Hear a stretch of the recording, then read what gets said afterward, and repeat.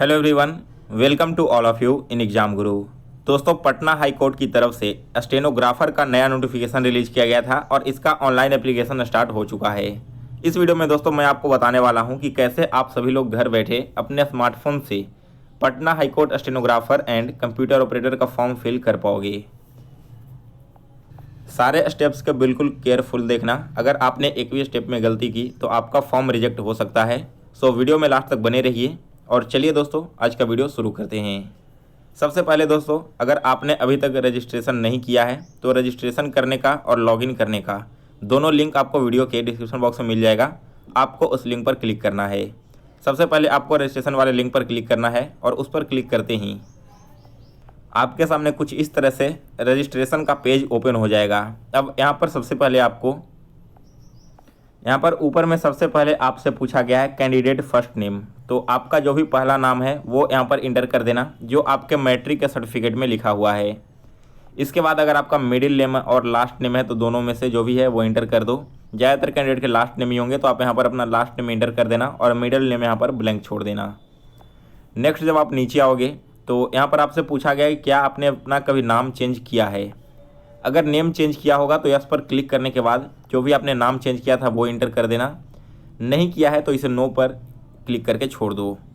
इसके बाद यहाँ पर आपको अपना डेट ऑफ बर्थ सेलेक्ट कर लेना है। तो इस तरह से कैलेंडर पर क्लिक करके आप यहाँ से डेट ऑफ बर्थ अपना सेलेक्ट कर लेना। नेक्स्ट यहाँ पर आपका जेंडर सेलेक्ट करने के लिए पूछा गया है तो यहाँ से अपना जेंडर सेलेक्ट कर लो। एंड इसके बाद नीचे में आपको अपना मोबाइल नंबर इंटर करना होगा। फिर से नीचे मोबाइल नंबर इंटर करके वेरीफाई कर लेना है। एक बात का ध्यान रखना दोस्तों, यहाँ पर जो भी आप मोबाइल नंबर डालोगे वो आपके फ़ोन में एक्टिव होना चाहिए, क्योंकि इसी पर अभी OTP जाने वाला है। इसके बाद आप चाहो तो अल्टरनेट मोबाइल नंबर भी डाल सकते हो, अदरवाइज इसे ब्लैंक छोड़ के नीचे आना और यहाँ पर आपको एक ईमेल आईडी डालना है और फिर से ईमेल आईडी डालकर वेरीफाई कर लेना है। इसके बाद देखो नीचे जब पाओगे तो जनरेट OTP वाले बटन पर क्लिक करना। जनरेट OTP पर क्लिक करने के बाद इस तरह से आपसे कैप्चा फिल करने को पूछा जाएगा। तो इस कैप्चा को फिल करने के बाद फिर से आपको अब सबमिट वाले बटन पर क्लिक करना है। इस पर क्लिक करते ही दोस्तों आपके मोबाइल नंबर और ईमेल आईडी दोनों पर एक OTP भेज दिया गया है। तो अब आपको वो OTP यहाँ पर एंटर करना है और फिर वैलिडेट OTP वाले बटन पर क्लिक करना है। जैसे ही आप वैलिडेट OTP पर करोगे तो इस तरह से आपका OTP वैलिडेशन सक्सेसफुल हो जाएगा। फिर उसके बाद आपसे नीचे में यहाँ पर पूछा गया है इस बॉक्स को टिक आउट करना है। ठीक है, यहाँ पर इसे आई एग्री पर क्लिक करना और इसके बाद नीचे आके फिर से आपको क्या करना है, ये जो कैप्चा दिख रहा है इस कैप्चे को आप यहाँ पर फिल कर दो। कैप्चे को फिल करने के बाद दोस्तों अब आपको यहाँ पर फिर से रीवेरीफाई वाले बटन पर क्लिक कर देना है। इस पर जैसे ही आप क्लिक करोगे तो आपने जो भी नेम वगैरह फिलअप किया था वो सारी की सारी डिटेल्स आपके सामने ओपन हो जाएगी। तो इस तरह से जो भी यहाँ पर आपका इन्फॉर्मेशन दिख रहा है इसे साइड में आप करेक्टली वाले ऑप्शन पर टिक आउट करते जाना, जो जो चीज़ें आपको करेक्ट लग रही है तो। और इस पर क्लिक करने के बाद सबमिट वाले बटन पर क्लिक कर देना और फिर यहाँ से ओके पर क्लिक कर देना। तो इस तरह से दोस्तों आपका रजिस्ट्रेशन यहाँ पर सक्सेसफुल हो चुका है। अब जो नेक्स्ट स्टेप है आपका वो है आपका फॉर्म फिलिंग का। तो इस तरह से आपका जो भी एप्लीकेशन नंबर वगैरह है वो सारी चीज़ें यहाँ पर शो हो जाएगी।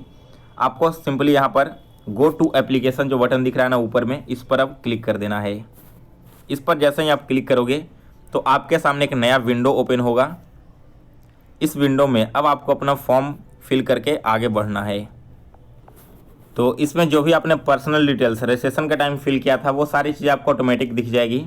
नीचे आने पर आपको यहाँ पर सबसे पहले अपना मैरिड स्टेटस सेलेक्ट कर लेना है, अनमैरिड हो मैरिड हो जो भी, तो आप यहाँ से इसे सेलेक्ट कर लेना। ठीक है, इसके बाद नीचे आपको अपना फादर्स नेम इंटर करना है और इसके नीचे वाले बॉक्स में आपको अपना मदर्स नेम इंटर करना है।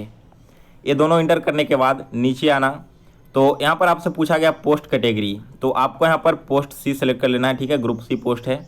इसके बाद अगला ऑप्शन है आपका पोस्ट नेम का, तो इसमें क्लिक करने के बाद आप यहाँ से अपना पोस्ट नेम सेलेक्ट कर ले लो स्टेनोग्राफर पोस्ट के लिए। और इसके बाद नीचे आओगे तो आपसे अपना नेशनलिटी पूछा गया है, इंडियंस या फिर अदर्स, तो आप यहाँ पर इंडियन पर सेलेक्ट कर लेना। नेक्स्ट ऑप्शन है are you domicile of Bihar. अगर आप बिहार के निवासी हो तो यस पर कर दो, नहीं हो तो नो पर करना। और फिर आपको यहाँ से सेलेक्ट करना होगा कि आप किस स्टेट के निवासी हैं। अगर आप बिहार से हैं तो आप इसे सिंपली यस पर करके छोड़ देना। इसके बाद यहाँ से आपका कैटेगरी पूछा गया है, तो आप जिस भी कैटेगरी से बिलोंग करते हो उस कैटेगरी को यहाँ से सेलेक्ट कर ले लो। और फिर यहाँ से आपसे पूछा गया कि आप क्या एज रिलैक्सेशन अवेल करते हैं। अगर आप एलिजिबल हैं तो अवेल कर सकते हैं, अदरवाइज इसे नॉट एप्लीकेबल पर करके छोड़ देना।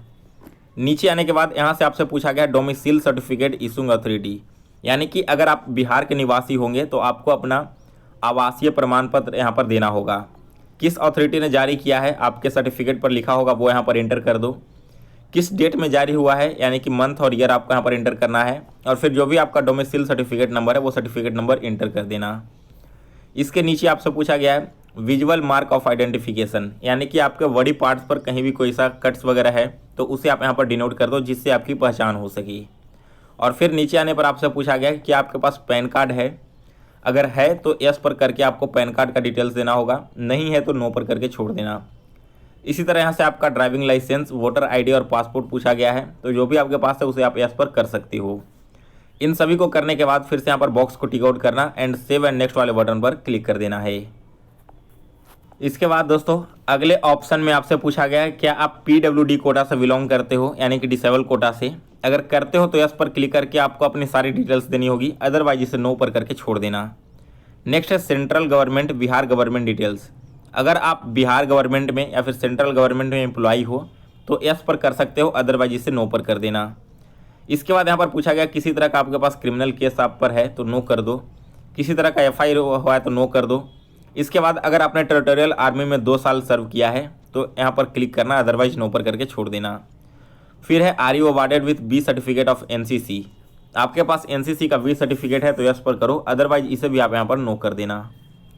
नेक्स्ट है whether serving in establishment of this court और court subordinate to the Patna high court और प्लेस ऑफ डिप्यूटेशन, तो इसे भी आप लोग नो पर करके छोड़ दोगे और फिर सेव एंड नेक्स्ट वाले बटन पर आपको क्लिक कर देना है। अब अगला जो आपका लाइन है ना वो है आपका एड्रेस का, तो जो भी आपके आधार कार्ड में एड्रेस दिया हुआ है बिल्कुल सेम एड्रेस आपको यहाँ पर फिल करना है। तो देखिए एड्रेस में आपको कैसे फिल करना होगा, सबसे पहले मैं ऊपर अपना विलेज नेम दे देना, इसके बाद आपका जो भी टाउन थाना वगैरह वो इंटर कर दो। नेक्स्ट आपको यहाँ पर अपना डिस्ट्रिक्ट सेलेक्ट कर लेना है, कंट्री सेलेक्ट कर लेना है, इधर से यहाँ से स्टेट सेलेक्ट कर लो और नीचे आने पर आपका जो भी स्टेट सिटी या डिस्ट्रिक्ट है वो सेलेक्ट कर लेना और फिर नीचे पिन कोड इंटर कर देना है। इसके बाद दोस्तों आपका परमानेंट एड्रेस और कॉरेस्पॉन्डेंस एड्रेस अगर दोनों डिफरेंट है तो आप नीचे अपना परमानेंट एड्रेस इंटर कर सकते हो, अगर दोनों सेम है तो आप यस पर क्लिक कर देना। नीचे वाला जो बॉक्स है वो ऑटोमेटिक फिल हो जाएगा आपका जो भी आपने इंटर किया था। फिर से इसके बाद सेवन नेक्स्ट वाले बटन पर क्लिक करना है। अब आपको यहाँ पर इंटरमीडिएट यानी कि 12th का डिटेल्स देना होगा। तो इसमें सबसे पहले आपसे पूछा गया कि क्या आपके पास शॉर्ट हैंड का सर्टिफिकेट है, तो इसे आप यहाँ पर यस कर देना। इसके बाद आपसे पूछा गया कि क्या आपने 6 मंथ का डिप्लोमा किया है तो कंप्यूटर एप्लीकेशन में, तो इसे भी आप यस पर कर लो। नीचे आने के बाद आपका 10th का डिटेल्स पूछा है, तो सबसे पहले अपना बोर्ड का नाम दे देना, फिर आपने जिस स्कूल या इंस्टीट्यूट से किया है वो स्कूल का नाम यहाँ पर एंटर कर दो।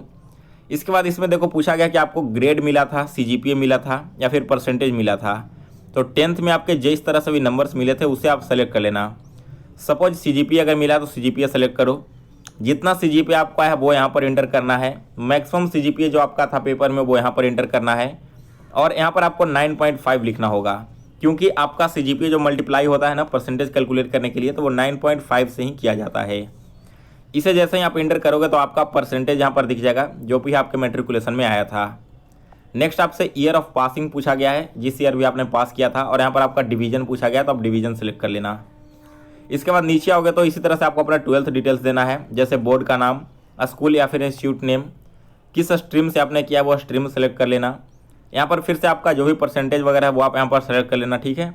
इस तरह से क्लिक करके मान लो आपको परसेंटेज मिला है तो आप परसेंटेज सेलेक्ट कर लो। फिर देखो टोटल यहाँ पर 400 मार्क्स मिले हमें आउट ऑफ 500, यानी कि टोटल 80% मार्क्स यहाँ पर आया है। ईयर ऑफ पासिंग हमने यहाँ पर इंटर कर दिया और डिवीजन भी यहाँ पर मैंने सेलेक्ट कर लिया है। इसके बाद आप चाहो तो अपना ग्रेजुएशन डिटेल्स दे सकते हो, लेकिन यह ज़रूरी नहीं है।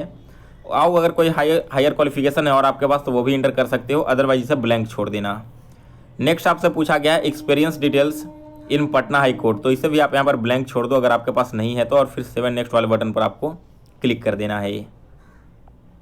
इस पर क्लिक करने के बाद अब आपसे आपका टेस्ट का सिटी पूछा गया है, आपने यानी कि आप पेपर कहाँ देना चाहते हो। तो बिहार में 2 सेंटर हैं, पटना एंड मुजफ्फरपुर। आप इनमें से जो भी आपको प्रेफरेबल लगे वो इसे सेलेक्ट कर लेना, ठीक है। इस तरह से मैंने सेलेक्ट कर लिया है। यहाँ पर एक सेकंड रुक जाओ, यहाँ पर आपको जो भी सिटी दिख रही है ना, पटना, मुजफ्फरपुर और पूर्णिया, 3 सिटी है। तीनों आपको यहाँ पर एक एक करके सेलेक्ट कर लेना है, ठीक है। तो इस तरह से मैंने यहाँ पर सेंटर सेलेक्ट कर लिया है। सेंटर सेलेक्ट करने के बाद सेव नेक्स्ट वाले बटन पर आपको क्लिक कर देना है। अब यहाँ से आपको अपना 10th का सर्टिफिकेट, आपका जो पासपोर्ट साइज फ़ोटोग्राफ है उसका सर्टिफिकेट, सिग्नेचर का फ़ोटो और आपका 12th का सर्टिफिकेट अपलोड करना है। एक बात का यहाँ पर ध्यान रखना दोस्तों, जो आपका फ़ोटो है, जो आपका यहाँ पर सिग्नेचर है, इन दोनों का साइज मिनिमम 50 KB होना चाहिए और मैक्सिमम 80 KB का होना चाहिए। इसी के बीच आपका साइज होना चाहिए। जबकि यहाँ पर आपका जो 10th क्लास का सर्टिफिकेट है, इसके अलावा 10th क्लास का मार्कशीट, 12th क्लास का सर्टिफिकेट, 12th क्लास का मार्कशीट, और जब आप नीचे आओगे तो यहाँ पर आपको डोमिसिल यानी कि बिहार के निवासी हैं तो अपना डोमिसिल सर्टिफिकेट और आपका शॉर्ट हैंड का सर्टिफिकेट, ये 4-5 डॉक्यूमेंट्स आपके मिनिमम 100 KB के होने चाहिए और मैक्सिमम 300 KB के, यानी कि 100 से लेकर 300 KB के बीच आपका फाइल होना चाहिए। तो एक एक करके आप यहाँ पर क्लिक है टू अपलोड पर क्लिक करके सारे डॉक्यूमेंट्स को अपलोड कर लेना। तो इस तरह से जैसे ही आप यहाँ पर सारे डॉक्यूमेंट्स अपलोड करोगे तो ग्रीन कलर का टिक लग जाएगा। जैसे ही ये टिक यहाँ पर लग जाए तो समझ आना कि आपका सारा डॉक्यूमेंट्स अपलोड हो चुका है। एक एक करके आप सारे डॉक्यूमेंट्स को अपलोड करना और फिर उसके बाद नीचे आओगे तो अब आपका पेमेंट डिटेल्स दिखा रहा है। जनरल कैटेगरी एंड OBC के लिए यहाँ पर 1000 रुपीज़ का पेमेंट चार्ज रखा गया है। पेमेंट मोड आप यहाँ से ऑनलाइन सेलेक्ट कर लो। यहाँ पर डिक्लेरेशन को टिक आउट कर देना। टिक आउट करने के बाद नीचे आओगे तो फिर से यहाँ पर 2-3 ऑप्शन दिखेंगे, इन सभी को आपको टिक आउट कर देना है। और फिर यहाँ पर जो आपको कैप्चा दिख रहा है ना, इस कैप्चे को फिल करना है। कैप्चे को फिल करने के बाद आपको अब यहाँ पर प्रीव्यू एंड सबमिट वाले बटन पर क्लिक कर देना है। अगर आप प्रीव्यू देखना चाहते हो तो क्लिक कर सकते हो, अदरवाइज डायरेक्ट सबमिट पर क्लिक करना। आपका फॉर्म यहाँ पर सबमिट हो चुका है। अब नेक्स्ट पेज में आपको अपना पेमेंट करना है। तो दोस्तों जैसे ही आप यहाँ पर अपना पेमेंट कंप्लीट करोगे, डेबिट कार्ड, नेट बैंकिंग और UPI तीनों में से किसी भी मेथड से कर सकते हो। पेमेंट कंप्लीट करते ही आपका फॉर्म सबमिट हो जाएगा। आप उसका प्रिंट आउट निकाल के अपने पास रख लेना और फिर वेट करना एग्ज़ाम डेट के नोटिस आने का। सो गाइज, अगर आपको फॉर्म भरने में किसी भी स्टेप में थोड़ी सी भी परेशानी होती है तो आप हमें कमेंट करके पूछ सकते हो। और अगर आपको वीडियो पसंद आया हो तो इसे लाइक करें और शेयर करें। साथ में दोस्तों, अगर आप इस चैनल पर नए हो, पहली बार विजिट कर रहे हो तो चैनल को भी सब्सक्राइब कर लें और बेल नोटिफिकेशन को ऑन कर लें।